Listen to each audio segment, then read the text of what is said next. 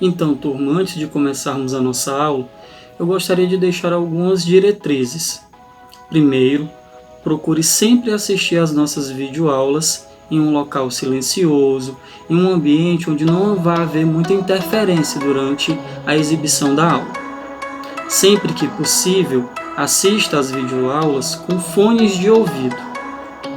Busquem sempre fazer anotações durante a aula, podem pausar o vídeo sem problema algum. Anotem as suas dúvidas para que posteriormente você possa entrar em contato comigo para que nós possamos retirá-las. Acompanhe sempre a aula utilizando o livro de vocês, um material que não vai ser substituído. Boa aula! A nossa aula referente ao capítulo 4 do nosso livro tem como tema a complexidade estrutural do ser humano. O ser humano, como sabemos, é um ser vivo.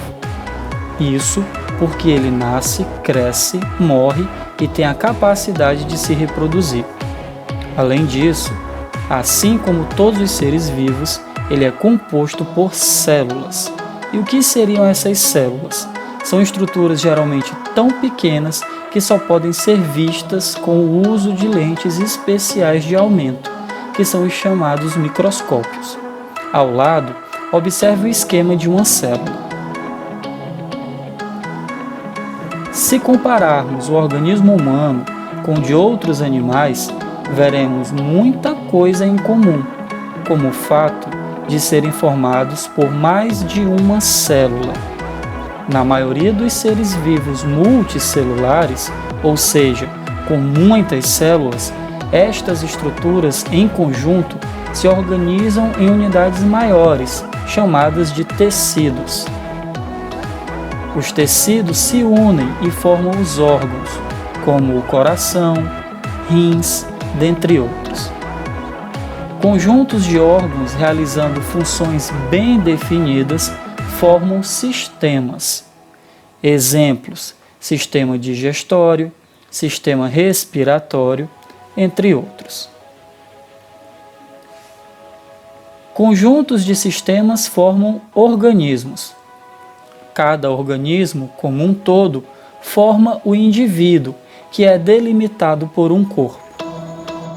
Então, turma, na primeira parte da nossa aula, nós falamos sobre a formação e organização dos seres vivos. Nós, seres vivos, nós, seres humanos, somos formados por estruturas muito pequenas, chamadas células. Apesar de muito pequenas, elas possuem uma função importantíssima no nosso organismo, no nosso corpo. Essas células, por sua vez, elas se agrupam, elas se unem, formando os tecidos. Os tecidos, por sua vez, também se unem, formando os órgãos. Os órgãos também unem-se, formando os sistemas. E os sistemas, quando se unem, eles formam o organismo.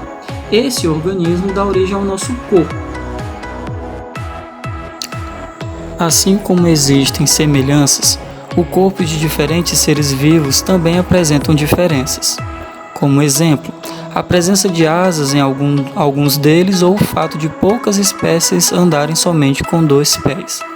Por outro lado, se prestarmos atenção a um grupo de pessoas, podemos perceber que mesmo elas apresentando diferenças entre si, a estrutura básica do corpo é praticamente a mesma. Todas elas possuem cabeça, tronco e a maioria possuem membros, que são os braços e as pernas.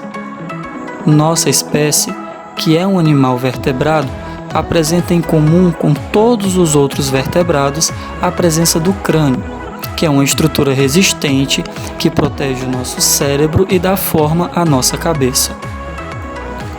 Os seres vivos podem ter somente uma ou diversas células. As bactérias, por exemplo, são formadas somente por uma célula. Alguns fungos, algas e protozoários também são assim. Chamamos de unicelulares todos os seres vivos formados por uma única célula. As plantas e animais são formados por mais de uma célula. Assim, são considerados unicelulares ou pluricelulares. Seres vivos multicelulares geralmente apresentam diversos tipos de células diferentes. E como falamos anteriormente, o conjunto de células é chamado de tecido. Células são geralmente tão pequenas que não conseguimos enxergá-las a olho nu, ou seja, sem o uso de lentes de aumento especiais. Assim, é utilizado o microscópio para que sejam observadas. Mas será que toda célula só pode ser vista por meio de um microscópio? E a resposta é: não, turma. Existem as células microscópicas, que são aquelas que realmente só podem ser observadas com o auxílio do microscópio. Já as células que podem ser observadas a olho nu, ou seja, sem o auxílio de um aparelho, do microscópio, são chamadas de macroscópicas.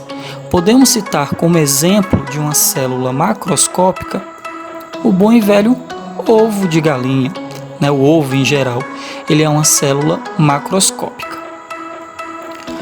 O ramo da ciência que estuda a célula é chamado de citologia. Graças à citologia, nós podemos estudar as partes de uma célula, os seus componentes, e vamos a ela agora. A primeira delas é a membrana plasmática, que é uma película que fica em torno da célula. Uma das funções da membrana plasmática é selecionar o que entra e o que sai da célula. A segunda estrutura pertencente a uma célula é chamada de citoplasma. É uma região gelatinosa, rica em água e sais minerais. É no citoplasma que estão localizadas estruturas responsáveis por grande parte do funcionamento da célula. Essas estruturas são chamadas de organelas e serão estudadas posteriormente. Temos agora o núcleo, estrutura arredondada onde se encontra o material genético. Quando falamos de núcleo, é impossível não ligarmos à ideia do núcleo o DNA, que também vai ser estudado mais à frente. As células das bactérias são as mais simples dentre todos os outros seres vivos. Uma das diferenças é o fato de não possuírem um núcleo organizado. Nelas, o material genético fica em um local chamado nucleóide. Agora, por que será que esse material genético não está organizado? Por que ele fica disperso? Porque nas bactérias, nas células das bactérias, não há uma estrutura que envolva esse núcleo. Essa estrutura é chamada de carioteca. As bactérias são formadas por células procariontes, que são células justamente caracterizadas por esse fato. Células procariontes possuem o material genético localizado em uma região chamada nucleóide. Somente as bactérias são formadas por células com essa classificação. As células das plantas e de algumas bactérias, além da membrana plasmática, possuem uma outra estrutura chamada de parede celular, que tem a função de proteger a célula, fazendo com que ela se apresente mais rígida. Células com núcleo organizado, como é o exemplo que está sendo mostrado nesse nosso slide, são chamadas de células eucariontes. E como eu falei anteriormente, essa organização ocorre devido a uma estrutura chamada carioteca. Curiosidades sobre o microscópio. O microscópio é um instrumento óptico com capacidade de ampliar imagens de objetos muito pequenos graças ao seu poder de resolução. Os microscópios dividem-se basicamente em duas categorias. Microscópio óptico funciona com um conjunto de lentes, ocular e objetiva, que ampliam a imagem transpassada por um feixe de luz. Já o microscópio eletrônico amplia a imagem por meio de feixes de elétrons. Qual seria a importância do microscópio? A citologia, como nós falamos anteriormente, que é a ciência que estuda as células, é dependente de equipamentos que permitem toda a visualização das células humanas, pois a maioria delas são tão pequenas que não podem ser observadas sem o auxílio de instrumentos ópticos de ampliação. O olho humano tem um limite de resolução de 0,2 milímetros.